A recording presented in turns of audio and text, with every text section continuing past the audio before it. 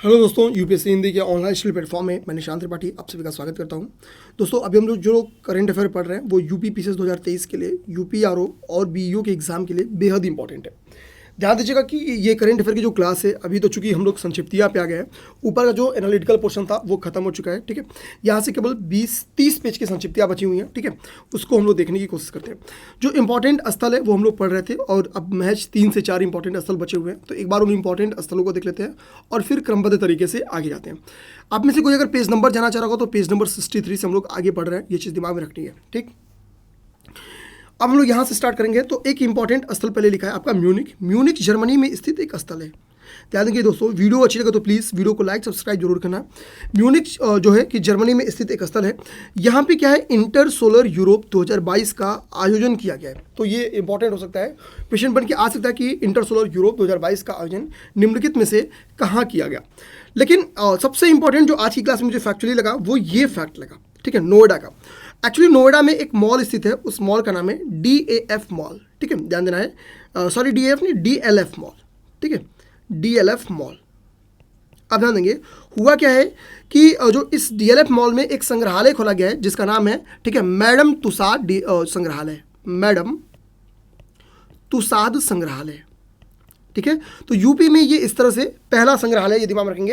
हालांकि इसके पहले कनॉट प्लेस में इस प्रकार का संग्रहालय खोला जा चुका है, ये चीज़ दिमाग में रखना है। ठीक है, यहाँ पे देखिए लिखा हुआ है कि मैडम तुसाद संग्रहालय भारत में पहली बार वर्ष 2017 में कनॉट प्लेस दिल्ली में खोला गया था। तो अपने लिए ये काफ़ी इंपॉर्टेंट है, ये चीज़ दिमाग में रखनी है, ये वेरी इंपॉर्टेंट फैक्ट है। उससे भी ज़्यादा इंपॉर्टेंट फैक्ट ये है, मैं यहाँ लिख देता हूँ वेरी इंपॉर्टेंट। ठीक है, ध्यान देंगे जब भी कोई ऐसा डेवलपमेंट किया जाए जो इन्वायरमेंट इकोलॉजी के दृष्टि से, ध्यान देना है, इन्वायरमेंट की दृष्टि से खासतौर पे, ठीक है, इन्वायरो की नज़र से बहुत इंपॉर्टेंट हो, वो आपके लिए काफ़ी इंपॉर्टेंट होता है। जैसे देखेंगे अभी क्या किया गया है कि भारत में इलेक्ट्रिक चार्जिंग स्टेशन खोला गया। ऐसा नहीं कि पहली बार कोई इलेक्ट्रिक चार्जिंग स्टेशन खोला गया है, लेकिन जो भारत में अभी मुंबई में, ध्यान देना है, जो मुंबई में इलेक्ट्रिक चार्जिंग स्टेशन खोला गया है, ठीक है, मुंबई में, इसकी एक विशेषता है। विशेषता क्या है कि ये जैविक कचरे से संचालित होगी। ध्यान देना है, इसकी विशेषता क्या है, मैं इसको हाईलाइट कर रहा हूँ कि जैविक कचरे से संचालित होगी। तो एक तो हमको जैविक कचरे का निपटान मिल जाएगा, सेकेंड बेनिफिट्स क्या मिल जाएगा कि इसका हम लोग यूज़ कहाँ पे कर लेंगे, इलेक्ट्रिक व्हीकल्स के चार्जिंग में। ठीक है, ये चीज़ ध्यान में रखना है। तो ये वेरी इंपॉर्टेंट फैक्ट है। यहाँ से क्वेश्चन बन के 110% संभावना है कि आपके प्रीलिम्स में क्वेश्चन बन के आ जाए।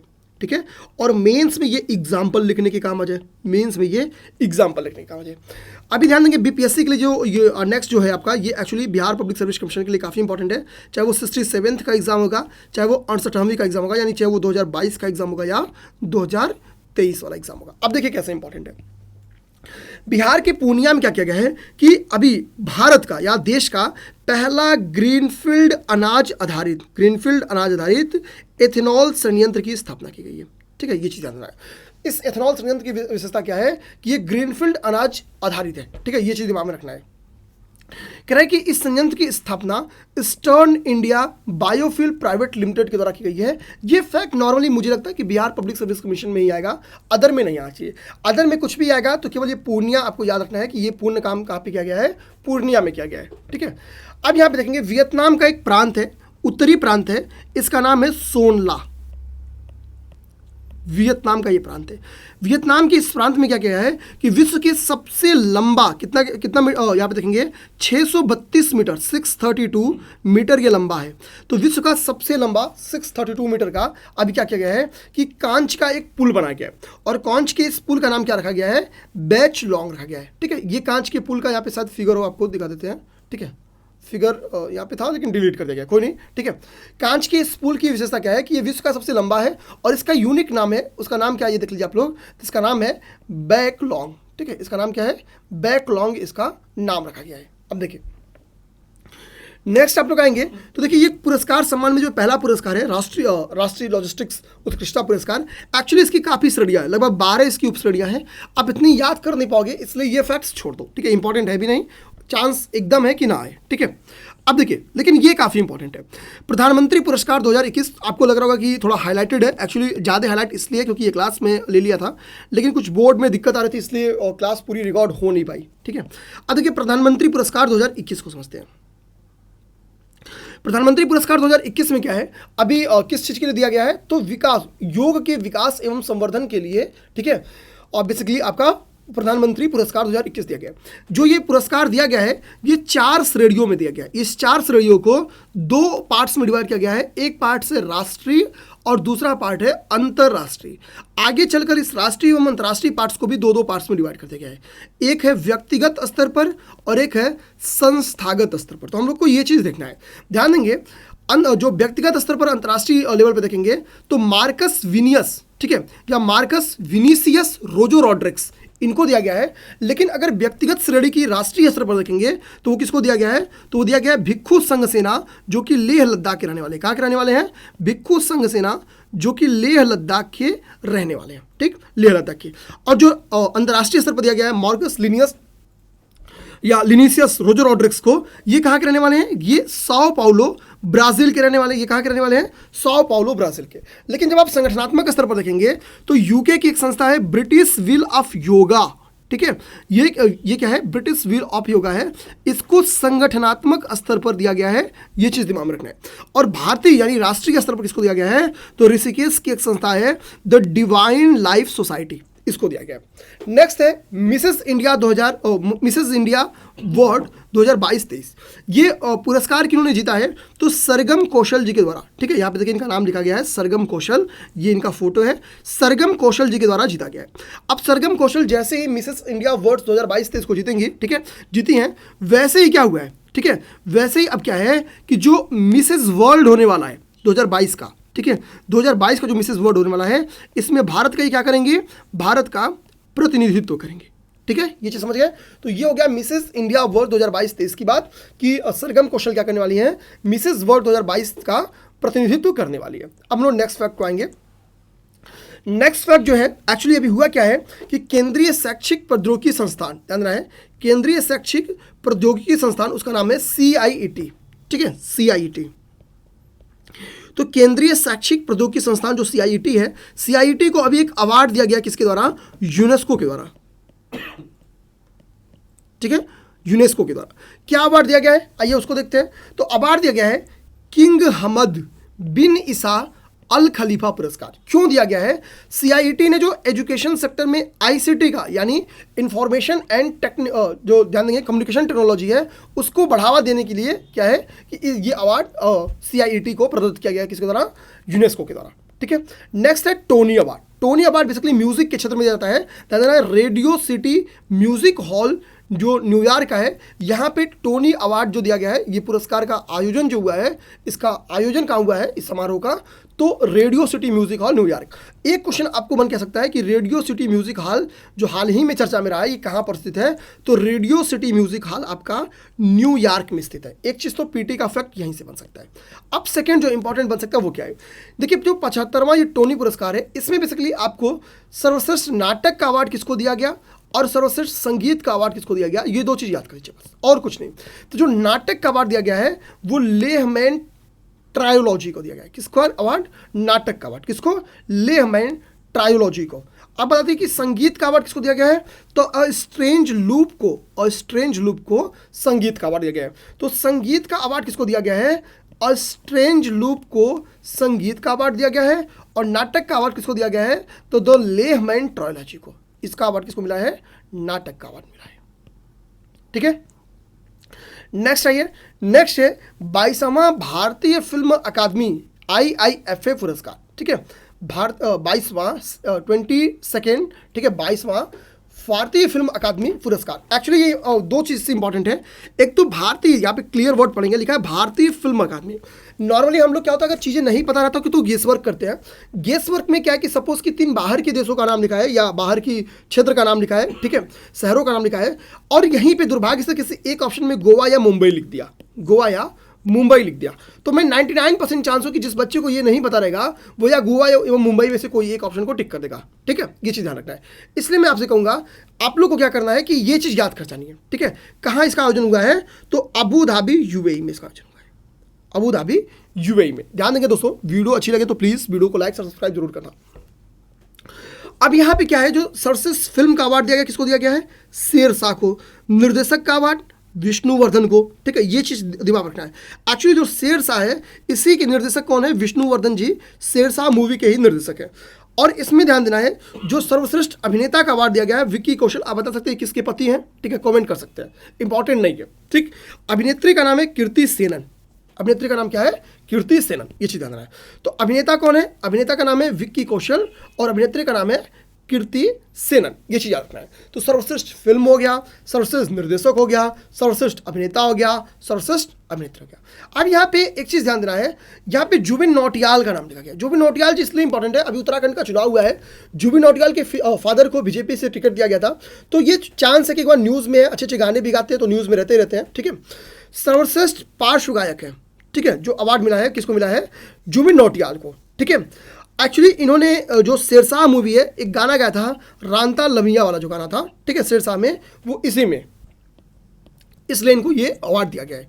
और सर्वश्रेष्ठ जो पार्श्व गायिका इसका अवार्ड आशीष कौर जी को दिया गया है, इसी मूवी में जो रांता लमिया नामक गाना था उसकी ये इसको उन्होंने गाया था, ठीक है, ये चीज़ ध्यान देना है। अब नेक्स्ट आपका 75वां कांस फिल्म महोत्सव। यहाँ पे थोड़ा सा गलत लिखा गया है, कांस फिल्म्स लिखा गया है, लेकिन ये क्या है, ठीक है, कांस फिल्म महोत्सव है, ध्यान देना है, CANNES, कांस फिल्म फेस्टिवल है, ये फिल्म फेस्टिवल है, ठीक है, फेस्टिवल है, ये चीज ध्यान देंगे। अब एक्चुअली क्या है, ध्यान देंगे, जो कांस है ना, ये फ्रांस का एक शहर है, ध्यान देना है, कांस क्या है, ये फ्रांस का एक शहर है, फ्रांस का क्या है, ये फ्रांस का एक शहर है, ये चीज ध्यान देना है। अब देखिए यहां पर क्या है, आपको यही चीज एक पता रहनी चाहिए, और बाकी जो इसमें किसको अवार्ड दिया गया है ये आप मत याद रखिए, ठीक है। अब देखिए मैक्सिमम आपको याद करना है, तो जो इसमें ध्यान देंगे, फिल्म ब्रोकर के लिए क्या है, सर्वश्रेष्ठ अभिनेता का अवार्ड कौन पाए हैं? सांग कैंग हो, ठीक है, इतना अच्छा नाम है, इनके नाम को एक बार बस देख सकते हैं, बाकी मत याद करिएगा। नेक्स्ट आपके हैं ओ हेनरी पुरस्कार, ध्यान देना है, ओ हेनरी पुरस्कार किसको दिया गया है? तो दो ओल्ड मैन, ध्यान देना है, एक ये एक्चुअली दिया गया है अमर मित्रा जी को, ठीक है, अमर मित्रा जी को, ये इनका फोटो है, अमर मित्रा जी का फोटो है। ध्यान देंगे जो ये इनकी एक लघु कहानी है, उसका नाम है the old man of Kusumpur. यहाँ पे देखिए Kusumpur, the old man of Kusumpur, ठीक है। तो the old man of Kusumpur जो कि क्या है, एक यहाँ पे देखेंगे लघु कहानी है, इसके लिए किसको दिया गया है? अमर मित्रा जी को, ठीक है, यहाँ पे अवार्ड दिया, बंगाली लेखक है। नेक्स्ट आपका इंपॉर्टेंट है पुलित्जर पुरस्कार, ये वेरी वेरी इंपॉर्टेंट है, ठीक है, यहाँ पे मैं ऑलरेडी लिख भी दिया हूँ पहले से कि ये वेरी इंपॉर्टेंट है, याद कर जाना नाम, बाकी आपका काम, ठीक है। पुलित्जर पुरस्कार जो है, ध्यान देंगे, ये पत्रकारिता के क्षेत्र में दिया जाता है, ठीक है, पुलित्जर पुरस्कार पत्रकारिता के क्षेत्र में दिया जाता है, और इसमें कई सारे लोगों को देखिए पुरस्कार दिया गया है।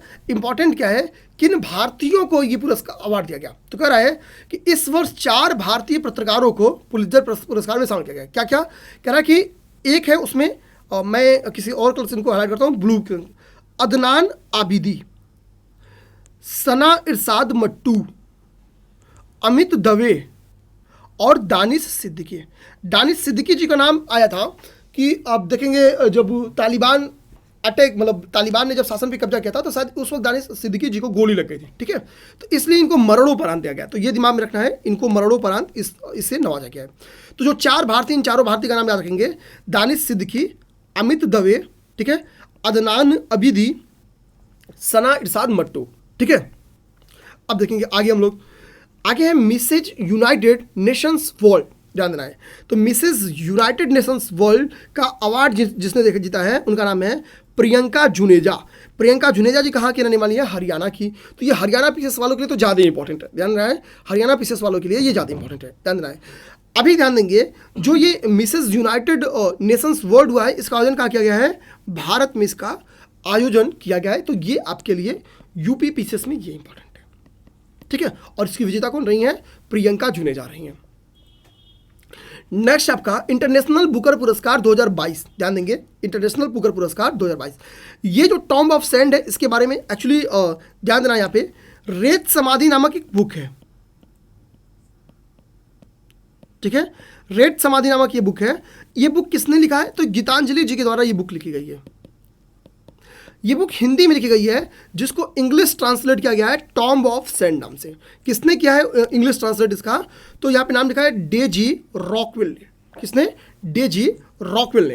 एक्चुअली जो ये उपन्यास है, ध्यान देना है, ठीक है, यह एक 80 वर्षीय महिला के जीवन पे आधारित एक उपन्यास है। कह रहा है कि अभी इसको पहले जो बुकर अवार्ड था उसके 6 जो हम लोग कह सकते हैं कि जो बुक प्रतिस्पर्धा में जो 6 बुक शामिल किया थे उपन्यास, उनमें पहले शामिल की गई थी। अब इसने बुकर अवार्ड को जीत भी लिया है टॉम्ब ऑफ सैंड ने, ये ध्यान रखना है, ठीक है। इसी के लिए कह रहा है कि यह प्रतिष्ठित पुरस्कार को जीतने वाली किसी भी भारतीय भाषा की पहली पुस्तक है, इसलिए ज़्यादा इंपॉर्टेंट है। और चूंकि गीतांजलि जी का संबंध उत्तर प्रदेश से है, इसलिए ये और ज़्यादा इंपॉर्टेंट है। देखिए आप योजनाओं में देखेंगे, ठीक है, योजनाओं में देखेंगे तो आपके पास दिमाग रखना है, ये यहाँ पे आएंगे। सबसे इंपॉर्टेंट है पंडित दीनदयाल उपाध्याय किसान समृद्धि योजना, ध्यान देना है। यूपी गवर्नमेंट की योजना है, ये वेरी इंपॉर्टेंट योजना, ध्यान देना है, ये वेरी इंपॉर्टेंट योजना है। ये मेंस में भी आप लोग इसको यूज कर सकते हैं। यहाँ पे क्या है, उत्तर प्रदेश सरकार द्वारा, ठीक है, प्रदेश में बीहड़, बंजर एवं जल भराव क्षेत्रों में सुधार करने के लिए, सुधार के साथ साथ उनका उपचार करने हेतु इस योजना को 2022-23 से 2026-27 की अवधि तक क्रियान्वयन करने का निर्णय लिया गया है, ठीक है। तो इसका जो ड्यूरेशन है तो याद कर लीजिए ये कि 2022-23 से लेके 2026-27 तक। तो 22-23 एक साल, 23-24 दूसरा साल, 24-25 तीसरा साल, 25-26 चौथा साल, 26-27 पाँचवा साल। तो अगले 5 वर्ष के लिए इस योजना ने टारगेट सेट किया है, ठीक है, ये चीज़ ध्यान देंगे। ये योजना उत्तर प्रदेश के सभी शहरों में चलाई जाएगी। ये स्टेटमेंट बिल्कुल गलत स्टेटमेंट है। क्यों? क्योंकि उत्तर प्रदेश में कुल 75 जिले हैं, लेकिन ये केवल 74 जिलों में चलाई जा रही है। जिस एक जिले में नहीं चलाई जा रही है उस एक जिले का नाम है गौतम बुद्ध नगर। तो ये चीज़ इंपॉर्टेंट है, ये क्वेश्चन बन के आएगा ही आएगा, ठीक है, ध्यान देना है। सुजल पहल यूपी के लिए नहीं इंपॉर्टेंट है, निश्चिंत रहना है, ठीक है। नेक्स्ट आपका सुरक्षा मित्र परियोजना, सुरक्षा मित्र परियोजना, ध्यान देना है। एक्चुअली जो सुरक्षा मित्र परियोजना है, ये क्या ध्यान देंगे कि केरल गवर्नमेंट के द्वारा लाया गया है। एक तो पहली बात ये आप लोग को याद रखनी है, केरल सरकार के द्वारा इसकी शुरुआत की गई है। एक्चुअली इसमें क्या है कि जो मोटर वाहन विभाग है, इसके द्वारा इसको स्टार्ट किया केरल सरकार के मोटर वाहन विभाग के द्वारा। इंपॉर्टेंट क्या है कि जो मोटर व्हीकल्स है, ठीक है, उसमें क्या किया जाएगा कि VLTD लगाया जाएगा। VLTD लगाया जाएगा मतलब व्हीकल्स लोकेशन ट्रैकिंग डिवाइस लगाई जाएगी, ठीक है, व्हीकल्स लोकेशन ट्रैकिंग डिवाइस यानी VLTD लगाई जाएगी, ठीक है। और इस VLTD को, ठीक है, इस VLTD को किसके द्वारा विकसित किया गया है? सीडैक के द्वारा, सीडैक के द्वारा, ठीक है। नेक्स्ट इंपॉर्टेंट है आपका श्रेष्ठ योजना, ध्यान देना है, श्रेष्ठ योजना। श्रेष्ठ योजना का फुल फॉर्म पढ़ेंगे तो लिखा है स्कूल फॉर रेसिडेंशियल एजुकेशन, ठीक है, यानी आवासीय विद्यालय। रेसिडेंशियल एजुकेशन का मतलब होता है आवासीय विद्यालय, आवासीय विद्यालय, ध्यान देना है। For student in high school in targeted areas, ये दिमाग रखना है, ठीक है, इन टारगेटेड एरियाज। यानी सीधी सी बात है कि गवर्नमेंट का कुछ टारगेटेड एरियाज यानी लक्षित क्षेत्रों में क्या क्या होगा कि जो एजुकेशन है वो गुणवत्तापूर्ण हो, ठीक है। टारगेटेड एरियाज में अवसर, शिक्षा के अवसर को सुनिश्चित कर सके, इसलिए क्या किया जाएगा कि ऐसे रेजिडेंशियल एजुकेशन को प्रमोट करे कौन? गवर्नमेंट के द्वारा, केंद्रीय जो सामाजिक न्याय एवं अधिकारिता मंत्रालय है उसके द्वारा। अब देखिए यहाँ पे लिखा हुआ है कि लक्षित क्षेत्रों में उच्च विद्यालयों में छात्रों के लिए इस योजना का निर्माण संवैधानिक अधिदेश के अनुसार जो SC वर्ग है उसके गरीब छात्रों को, ठीक है, यहाँ पे क्लियर लिखा है अनुसूचित जाति के छात्रों को, गरीब छात्रों को क्वालिटी एजुकेशन और अवसर प्रदान करने के उद्देश्य से इसको स्टार्ट किया गया है। तो जो लक्षित वर्ग है, जो सुवेद्य वर्ग हैं, उनको मुख्य धारा में शामिल करने के लिए गवर्नमेंट के एफर्ट्स का भी पूछेगा, तो आप लोग श्रेष्ठ योजना को जरूर लिखेंगे। श्रेष्ठ योजना इसी के लिए ध्यान देंगे, मेंस के लिए बेहद इंपॉर्टेंट है, मेंस के लिए बेहद इंपॉर्टेंट है, इसमें ध्यान देंगे, ठीक है। इसमें कह रहा है कि और पात्र कौन होगा? जिनकी वार्षिक आय 2.5 लाख रुपए तक या इससे कम होगी, जिनके माता पिता की वार्षिक आय क्या होगी? 2.5 लाख रुपए या इससे कम होगी, ऐसे लोग पात्र हैं। अब ध्यान देंगे इसमें यहाँ पे लिखा कि प्रतिवर्ष लगभग 3000 छात्रों को कक्षा 9 से 11 में CBSE से संबंधित जो प्रतिष्ठित आवासीय स्कूल हैं उनमें प्रवेश दिया जाएगा। तो यहाँ पे CBSE भी आपका कीवर्ड्स है, याद रखना है।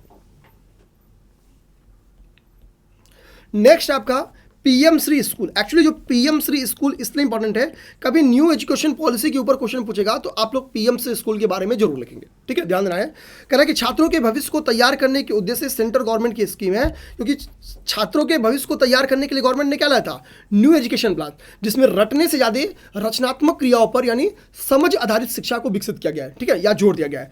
तो नई राष्ट्रीय शिक्षा नीति 2020 की एज अ प्रयोगशाला लेबोरेटरी के तौर पर क्या करेगी, जो पीएम श्री स्कूल है वो काम करेगी, ठीक है। तो ध्यान देना है, पीएम श्री स्कूल हो गया। नेक्स्ट आपका पीएमजेजे, ठीक है, बीवाई यानी प्रधानमंत्री जीवन ज्योति बीमा योजना, और पीएम एसबीवाई, इसको ये पीएमबी एसबीवाई का मतलब हो गया, पीएम का मतलब प्रधानमंत्री, ठीक है, एस का मतलब सुरक्षा, बी का मतलब बीमा, वाई का मतलब योजना। तो प्रधानमंत्री जीवन ज्योति बीमा योजना और प्रधानमंत्री ध्यान देंगे सुरक्षा बीमा योजना के प्रीमियर दरों में संशोधन किया गया। कितना किया गया है, तो ध्यान देना, प्रधानमंत्री जीवन ज्योति बीमा योजना जो 330 रुपये ईयरली थी उसको बढ़ा के कर दिया गया है 436 रुपये, और जो प्रधानमंत्री सुरक्षा बीमा योजना जो 12 रुपये इसका वार्षिक प्रीमियर था, इसको बढ़ा कितना कर दिया गया है, 20 रुपया, ठीक है, 20 रुपया। यानी यहाँ पर ध्यान देंगे, यहाँ पर जो पहले 330 रुपये था, ठीक है, यानी 1 रुपये से कम था, पहले 365 दिन होते तो 1 रुपये से कम था प्रीमियर, अब 1.25 के करीब में आ गया। देखिए यहाँ पे लिखा है 1.25 रुपये प्रति दिन के हिसाब से इसको निर्धारित किया गया है, ठीक है। नेक्स्ट आएंगे, ठीक है, PM cares for children scheme के तहत हित लाभ जारी, ठीक है, यहाँ पे दिमाग में रखना है, पीएम केयर्स स्कीम, ठीक है, PM cares for children scheme. Actually ध्यान देना है, यहाँ पे ध्यान देंगे, कह रहा है कि कोविड-19 महामारी के कारण जो लोग अपने माता पिता या अपने अभिभावक को खो चुके हैं, ऐसे बच्चे, उन बच्चों के लिए ये स्कीम लाई गई है। क्या कह रहा है कि 23 वर्ष की आयु प्राप्त करने पर इसके तहत 10 लाख रुपए उनको दिया जाएगा। उन बच्चों को, ऐसे बच्चों को जो कोविड-19 के कारण अपने अभिभावक हो चुके हैं, वो उनकी जब एज कितनी हो जाएगी, 23 हो जाएगी, तो कितना रुपया दिया जाएगा, 10 लाख रुपये दिया जाएगा, 10 लाख रुपये दिया जाएगा। इसके साथ साथ उनको क्या दिया जाएगा, आयुष्मान कार्ड दिया जाएगा। आयुष्मान कार्ड के माध्यम से क्या हो सकता है कि स्वास्थ्य बीमा तथा ध्यान देंगे जो संवाद हेल्पलाइन है, ठीक है, इसकी सुविधा दी जाएगी। संवाद हेल्पलाइन के कारण क्या है भाई, एक ऐसी महामारी आ रही है जिसमें बच्चे क्या कर रहे हैं, अपने माता पिता खो दे रहे हैं, अपने अभिभावक खो दे रहे हैं, तो जाहिर सी बात है कि वो मनोवैज्ञानिक तौर पर, भावनात्मक तौर पर कमजोर हो गया है। तो उनको मनोवैज्ञानिक तौर पर और भावनात्मक तौर पर सहायता दिया जाए, परामर्श दिया जाए, इसके संवाद हेल्पलाइन के माध्यम से भी उनको जोड़ा जाएगा। तो एक तो 23rd के एज पे, 23rd के एज पर कितना रुपया दिया जाएगा, 10 लाख रुपीज़ दिया जाएगा, 10 लाख रुपीज़ दिया जाएगा। प्लस क्या किया जाएगा, प्लस इनको संवाद हेल्पलाइन से जोड़ा जाएगा, संवाद हेल्पलाइन से इनको जोड़ा जाएगा। अब देखिए आगे देखिए, ठीक है, इसी तरीके से एक स्कीम और आई थी, scholarship for PM cares children's, ये स्कॉलरशिप से रिलेटेड थी, ठीक है। अब ध्यान देना, इसमें क्या कह रहा है, सेम कंडीशन वही है कि जिनके माता पिता खो दिए हो, ठीक है। कह रहा है कि ये केंद्रीय क्षेत्र की योजना है जिसमें प्रति वर्ष प्रति छात्र 20,000 रुपये का क्या किया जाएगा, छात्रवृत्ति भत्ता दिया जाएगा, ठीक है। इसकी दर कितना किया जाएगा, 20,000 रुपये का क्या किया जाएगा, छात्रवृत्ति भत्ता दिया जाएगा, ठीक है। नेक्स्ट है प्रधानमंत्री रोजगार सृजन कार्यक्रम, किस अवधि के लिए लाया गया है, तो 2021 से 25 यानी 5 वर्षों की अवधि के लिए लाया गया है। अब यहाँ पे कह रहा है कि इस 5 वर्ष की अवधि के अंतर यानी अनुमानतः लगभग 40 लाख व्यक्तियों के लिए अस्थायी रोजगार का अवसर सृजित किया जाएगा, ठीक है। तो पीएम प्रधानमंत्री रोजगार सृजन कार्यक्रम मेंस में प्री में आएगा, तो ध्यान देना है कि इसको टिक करना है 5 वर्ष के लिए 2021-22 से लेके 25-26, ठीक है। और कितना रोजगार सृजन का टारगेट है, तो 40 लाख, ठीक। तो रोजगार सृजन के ऊपर या बेरोजगारी के ऊपर कभी मेंस में क्वेश्चन आएगा, तो इस बात को आप लोग पॉइंट आउट कर सकते हैं, ठीक है। अब नेक्स्ट हम लोग देखते हैं, नेक्स्ट इंपॉर्टेंट आपका ओलंपिक मूल्य शिक्षा कार्यक्रम, ठीक है, ओलंपिक मूल्य शिक्षा कार्यक्रम। कह रहा है कि भारत में पहली बार यह कार्यक्रम कहाँ शुरू किया गया, उड़ीसा में शुरू किया गया है। कहाँ पे, उड़ीसा में शुरू किया गया है। ध्यान रखना, अभी उड़ीसा के जो मुख्यमंत्री हैं पटनायक जी, और जो IOC है यानी अंतर्राष्ट्रीय ओलंपिक कमेटी है, ठीक है, कि ने बेसिकली क्या किया है कि इस कार्यक्रम को यानी ओलंपिक मूल्य शिक्षा कार्यक्रम को शुरुआत किया है, ठीक है। ओलंपिक मूल्य सुरक्षा कार्यक्रम, ठीक है, ओलंपिक वैल्यूज एजुकेशन प्रोग्राम, इसको शुरू किया गया किसके द्वारा, उड़ीसा गवर्नमेंट के द्वारा। आगे देखिए, आगे क्या कर रहा है, हिंदी @ UN परियोजना, ठीक है। यूएन मतलब हो गया संयुक्त राष्ट्र, तो संयुक्त राष्ट्र की ऐसी कुछ कर रहा हो कि हिंदी @ परियोजना। अभी हुआ क्या है एक्चुअली ध्यान देंगे, इस परियोजना की शुरुआत वर्ष 2018 में की गई थी। भारत सरकार बोली थी भैया मैं इसके लिए क्या करूँगी, इसके लिए जो भी सहयोग होगा मैं दूंगी, ठीक है। तो भारत सरकार ने ध्यान देंगे 8 लाख, इकाई दहाई सैकड़ा हजार दशक लाख, $8 लाख राशि का योगदान प्रदत्त किया। ध्यान देना है हिंदी के उपयोग को प्रोत्साहित करने के लिए, ठीक है। तो ये हिंदी भाषी के लिए एक बहुत अच्छी बात है, ठीक, ध्यान देना है। नेक्स्ट है प्रोजेक्ट वर्तक। प्रोजेक्ट वर्तक क्या है, ध्यान देना है। ये एक्चुअली जो प्रोजेक्ट वर्तक है इसकी शुरुआत की गई थी सुरंग वगैरह के निर्माण के लिए, ठीक है। ये चीज़ ध्यान रखना है, सुरंग वगैरह के निर्माण के लिए इसको स्टार्ट किया था। अरुणाचल प्रदेश में एक सुरंग है, उसका नाम है नेचीफू सुरंग, है नहीं, अभी इसका निर्माण कार्य चल रहा है, ठीक है। न्यूज़ में क्यों आई है कि सुरंग के लिए जो उत्खनन करना था वो उत्खनन कार्य पूरा हो गया है, ठीक है। तो क्वेश्चन बन के आ सकता है कि नेचीफू सुरंग कहाँ पे स्थित है, तो ये है आपका अरुणाचल प्रदेश में। कहाँ पे स्थित है, अरुणाचल प्रदेश में स्थित है। एक फैक्ट तो आपका लिए ये इंपॉर्टेंट है, इस सुरंग को बना कौन रहा है, तो बीआरओ के द्वारा, यानी सीमा सड़क संगठन के द्वारा बनाया जा रहा है। सीमा सड़क संगठन के द्वारा बनाया जा रहा है, ठीक है, ध्यान देना है। कितनी फीट की ऊंचाई पे, 5700 फीट की ऊंचाई पर स्थित है। डी आकार की यह एक सुरंग है, कितने मीटर की, आधे किलोमीटर की, 500 मीटर या आधे किलोमीटर की ये सड़क है, जो सुरंग है, ठीक है। नेक्स्ट क्या है, विश्व मधुमक्खी दिवस राष्ट्रीय कार्यक्रम। अभी हुआ क्या है, एकता नगर नर्मदा में क्या है, इसको आयोजित किया गया, ये कार्यक्रम का आयोजन किया गया है कहाँ पे, विश्व मधुमक्खी दिवस के अवसर पर एकता नगर नर्मदा में ये राष्ट्रीय कार्यक्रम आयोजित किया गया। इसमें बोला क्या गया है, तोमर जी ने एक्चुअली इसमें पार्टिसिपेट किया था, नरेंद्र सिंह तोमर जी ने। इन्होंने 5 राज्यों को टारगेट किया, उन 5 राज्यों के 7 लोकेशंस को टारगेट किया, जिसमें जम्मू कश्मीर का आप ध्यान देंगे पुलवामा है, बांदीपोरा है, ठीक है। ये 2 तो लोकेशन जम्मू कश्मीर के हैं। तो यहाँ पर क्या है, हनी टेस्टिंग लैब एवं प्रोसेसिंग यूनिट की स्थापना की बात बोली गई है या उद्घाटन किया, ये चीज़ ध्यान देंगे। हनी टेस्टिंग लैब और प्रोसेसिंग यूनिट, तो मैं लिख देता हूँ Honey testing lab and processing unit, ठीक है, लैब एंड प्रोसेसिंग यूनिट, ठीक है, HT, ठीक है, LPU। तो इसका उद्घाटन का कितना राज्यों में क्या है, तो 5 राज्यों के 7 लोकेशंस पे। तो इसमें एक तो JNK हो गया, ठीक है, जम्मू कश्मीर हो गया, एक आपका कर्नाटक हो गया, उत्तर प्रदेश की कहाँ पे, सहारनपुर में, तो ये सहारनपुर आपके यूपी स्पेशल करंट हो गया, ध्यान देना है। महाराष्ट्र के पुणे में और उत्तराखंड में इसको स्थापित किया जाएगा। तो जो 5 राज्य हैं, उत्तर प्रदेश को छोड़कर वो बाकी 4 राज्य का नाम क्या है, तो उत्तर प्रदेश को छोड़कर वो बाकी 4 राज्य का नाम है कर्नाटक, जम्मू और कश्मीर, महाराष्ट्र और उत्तराखंड। ये चारों राज्यों का नाम पेपर में क्वेश्चन बन के आ सकता है। नेक्स्ट है भारत टैप पहल, ठीक है। नेक्स्ट क्या है, नेक्स्ट है भारत टैप पहल। ये क्या है, इसको देखते हैं। कह रहा है कि अभी हुआ क्या है कि दिल्ली में प्लम्बेक्स इंडिया प्रदर्शनी की पहल की शुरुआत की, प्लम्बेक्स इंडिया प्रदर्शनी पहल की शुरुआत की, ध्यान देना है। यहीं पे क्या है, इसी प्रदर्शनी में इस जो ये भारत टैप पहल है इसका आयोजन किया गया है, ध्यान देना है, इसका आयोजन किया गया है। कह रहा है इसका उद्देश्य क्या है कि बड़े पैमाने पर कम प्रवाह वाले सैनिटरी जो वेयर है उनको उपलब्ध कराना।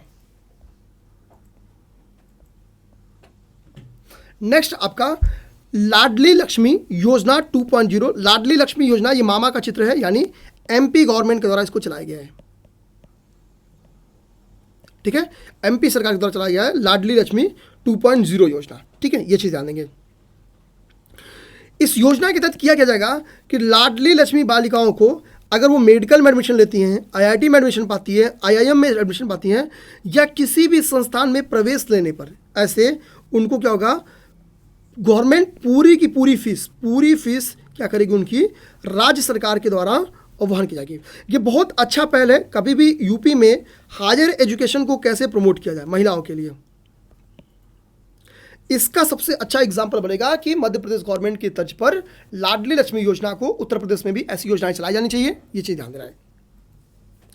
नेक्स्ट आपका ध्यान देंगे NECB 2.0 परियोजना।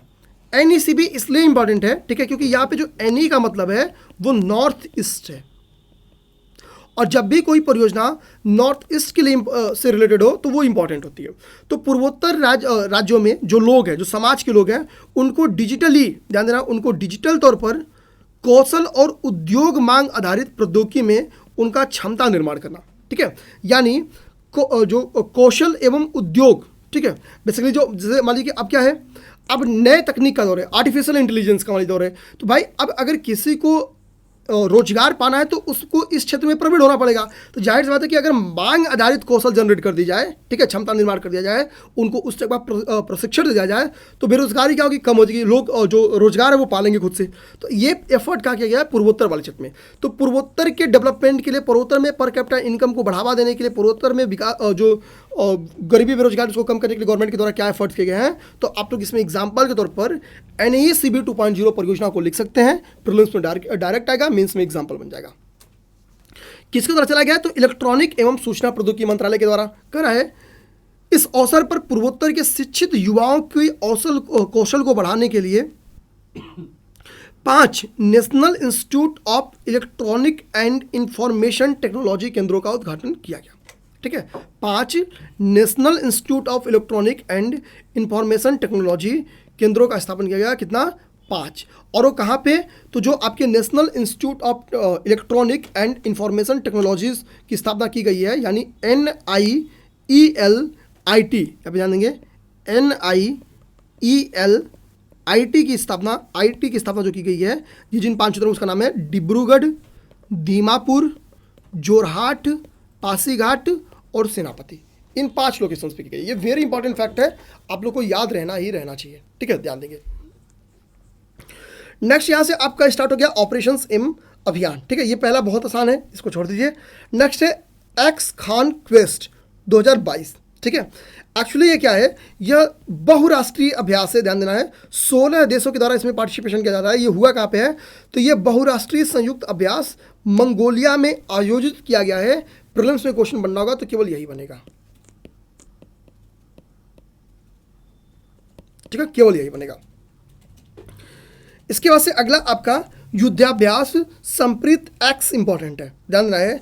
इसकी एक्स का मतलब हो गया यहाँ पे 10th, यानी 10वां संस्करण, 10वां संस्करण। ठीक है, अब कह रहा है कि जो 10वां संस्करण है संप्रीति का, ये जसोर सैन्य स्टेशन बांग्लादेश में संपन्न हुआ है। ठीक है, ध्यान देना है। इस युद्धाभ्यास में भारत के डोगरा रेजिमेंट ने पार्टिसिपेट किया है, कि एक बटालियन थी उसने पार्टिसिपेट किया है। तो ये ध्यान देना है कि इस युद्धाभ्यास संप्रति कहाँ संपन्न हुआ है, तो बांग्लादेश में संपन्न हुआ है, एक फैक्ट। और इसमें डोगरा रेजिमेंट जो है आपका, डोगरा रेजिमेंट जो है आपका, डोगरा रेजिमेंट की एक बटालियन इसमें पार्टिसिपेट किया हुआ है। नेक्स्ट आपका अभ्यास बोंगो सागर। नेक्स्ट क्या है, नेक्स्ट अभ्यास बोंगो सागर। अब देखिए, पोर्ट मोंगला बांग्लादेश तथा बंगाल की उत्तरी खाड़ी में आपका ये संपन्न हुआ है। ठीक है, अभ्यास बोंगो सागर, ये एक्चुअली एक नेवल प्रैक्टिस है जो कि भारत एवं बांग्लादेश के बीच में किया जाता है। नेक्स्ट है आयोग एवं समितियां। अभी RBI ने क्या किया है कि विनियमित संस्थाओं की में ग्राहक सेवा मानकों की समीक्षा करने के लिए एक कमेटी बैठाई है, एक समिति बैठाई है। अब क्या है, इस समिति की अध्यक्षता एक पूर्व डिप्टी गवर्नर को दिया गया है। जिस पूर्व डिप्टी गवर्नर को दिया गया उसका नाम क्या है, उनका नाम है BP कानूनगो। BP कानूनगो। तो BP कानूनगो जो कि RBI के पूर्व डिप्टी गवर्नर हैं, इनको RBI के द्वारा गठित एक समिति जिसका काम है ग्राहक सेवा मानकों की समीक्षा करना, उसके अध्यक्ष के तौर पर चुना गया है। ठीक है, ये समिति अगले 3 महीने में अपनी रिपोर्ट देगी। नेक्स्ट है भारतीय कपास परिषद का गठन। अभी हाल ही में भारत सरकार ने भारतीय कपास परिषद का गठन किया है, और कपास के जो एक महत्वपूर्ण व्यापारी हैं उनका नाम है, ठीक है, सबसे प्रमुख व्यापारी हैं सुरेश भाई कोटक। ये कपास के एक व्यापारी है, इनको इस परिषद का, भारतीय कपास परिषद का अध्यक्ष बनाया गया है। नेक्स्ट आपका, ठीक है, मिनी डिफेंस एक्सपो 2022। जो ये मिनी डिफेंस एक्सपो 2022 है, ठीक है, इसको कहाँ आयोजित किया गया है, तो कोलकाता में इसका आयोजन किया गया है। कहाँ पे, कोलकाता में, कोलकाता, ठीक है, कोलकाता में इसका आयोजन किया गया है। किसके द्वारा, तो इसका आयोजन भारतीय थल सेना, ठीक है, भारतीय थल सेना के द्वारा इसका आयोजन किया गया है। नेक्स्ट है ग्लोबल ऑर्गेनिक एक्सपो। ठीक है, तो यहाँ पे ध्यान देना है, इसका आयोजन कहाँ किया गया है, ग्लोबल ऑर्गेनिक एक्सपो का, तो भारतीय कृषि अनुसंधान संस्थान यानी IARE पूसा, ठीक है, नई दिल्ली में। ठीक, भारतीय कृषि अनुसंधान संस्थान, ठीक है, पूसा नई दिल्ली में इसका आयोजन किया गया है। नेक्स्ट देखेंगे आम महोत्सव। आम महोत्सव के बारे में मैंने बता दिया, ये 8 दिवसीय आम महोत्सव था, ठीक है। इसका आयोजन अभी बहरीन में किया गया है ताकि आम के निर्यात को बढ़ावा दे सके। कहाँ पे? आम के निर्यात को बढ़ावा दिया सके, बहरीन में किया गया है, ठीक है। मुख्य सचिवों का अभी क्या हुआ है, हिमाचल प्रदेश में पहला राष्ट्रीय सम्मेलन हुआ है। इंपॉर्टेंट क्यों है? क्योंकि मुख्य सचिवों का ये पहला राष्ट्रीय सम्मेलन है। इसका आयोजन कहाँ किया गया है? तो इसका आयोजन धर्मशाला हिमाचल प्रदेश में किया गया है। कहाँ पे? धर्मशाला हिमाचल प्रदेश में। अब देखिए 3 विषयों की बेस्ड रही है न्यू एजुकेशन पॉलिसी, जो अर्बन शासन है, ठीक है, उसके ऊपर, ठीक है, फसल विविधीकरण, ठीक है, इनके ऊपर क्या है, ये बेस्ड था। अब अगला इंपॉर्टेंट क्या है वो देखते हैं। तो अगला इंपॉर्टेंट है अंतर्राष्ट्रीय साहित्यिक सम्मेलन, ठीक है। इसका आयोजन कहाँ किया गया? तो अंतर्राष्ट्रीय साहित्यिक सम्मेलन का आयोजन किया गया है शिमला में। शिमला कहाँ पे? हिमाचल प्रदेश में। तो शिमला हिमाचल प्रदेश में इसका आज़ादी के अमृत महोत्सव यानी इंडिया रिजल्ट 75 के एक हिस्से के रूप में किया गया, ठीक है। इसमें भारत सहित क्या होगा, 15 देशों की साहित्यिक हस्तियां पार्टिसिपेट करेंगी। ध्यान देना है, भारत को शामिल करते हुए 15 देशों की, ठीक है, साहित्यिक हस्तियां इसमें पार्टिसिपेट करेंगी। 12वां दिल्ली डायलॉग अभी दिल्ली में आयोजित किया गया। इसका थीम क्या है? तो हिंद प्रशांत क्षेत्र को परस्पर जोड़ना। इसकी थीम है हिंद प्रशांत क्षेत्र को परस्पर जोड़ना।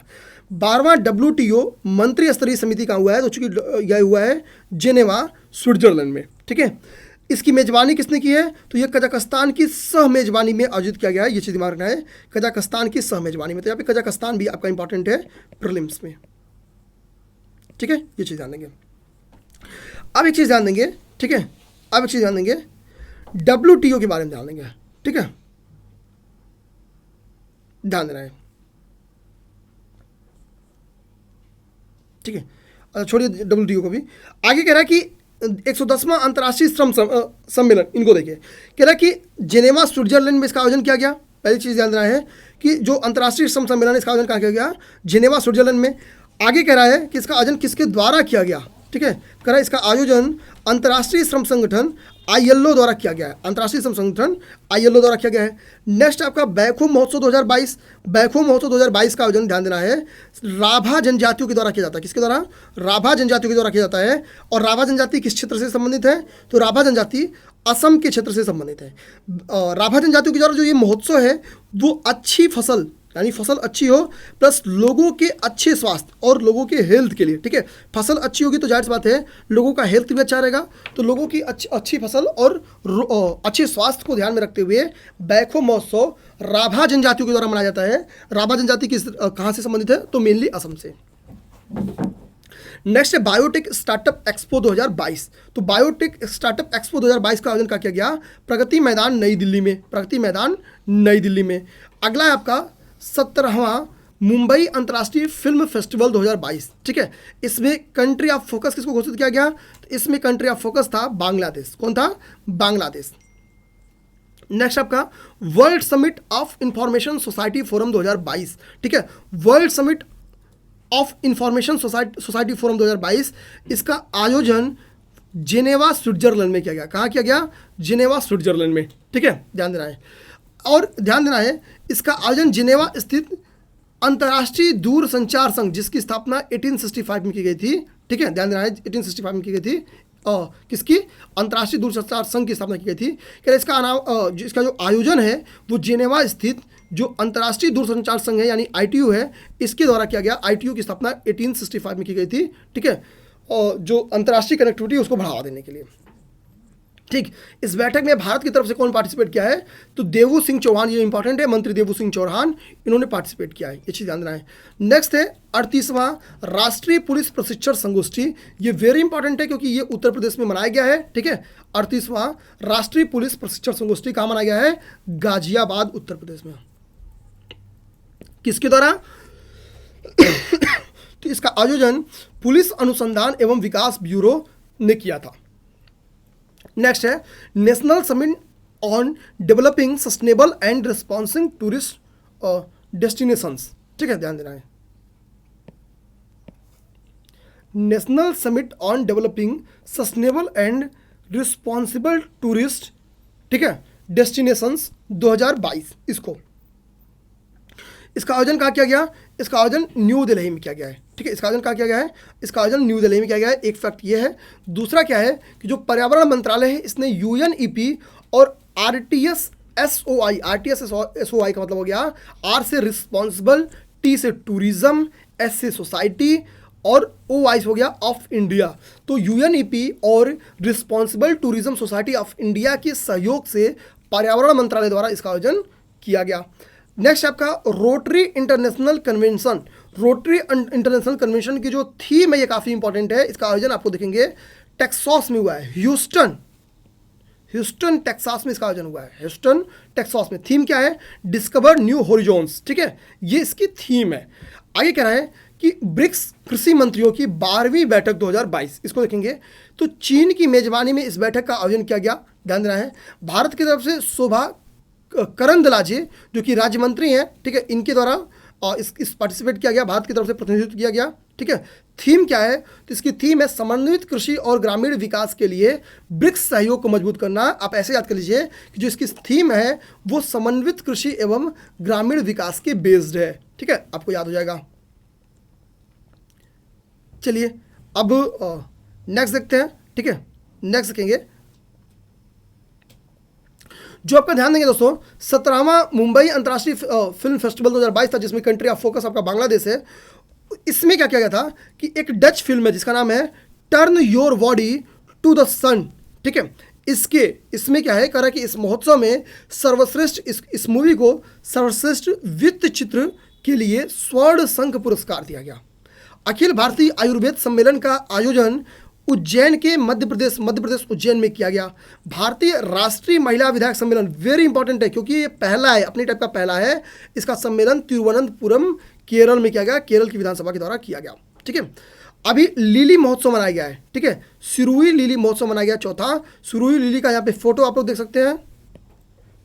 देखिए, ये सिरुई लिली का फोटो है, स्क्रीन पे दिख रहा होगा। ठीक है, अभी सिरुई लिली का फोटो मैं डिलीट कर दे रहा हूँ, जान देंगे। कह रहा है कि तिरुवनंतपुरम केरल में इसका जो सिरुई लिली है, मणिपुर राज्य में इसका आयोजन किया गया, मणिपुर में उखरूल जिले में। ठीक है, ध्यान देना है। भारत ड्रोन महोत्सव का आयोजन कहाँ किया गया? न्यू दिल्ली में। ठीक है, यह भारत का सबसे बड़ा ड्रोन महोत्सव है, ध्यान देना है। नेक्स्ट आपका अंक ध्यान दें, United Nation convention to combat desertification, UNCCD। ठीक है, United Nation convention to combat desertification की 15वीं कॉन्फ्रेंस ऑफ पार्टीज यानी COP।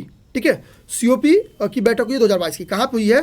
तो ये हुई है आबिदजान। ठीक है, इसकी आयोजन क्या किया गया है? आबिदजान में किया गया है, कोटे डी आइवर। ठीक है, आबिदजान कोटे दी आइवर में इसका आयोजन किया गया, ये चीज़ रखना है।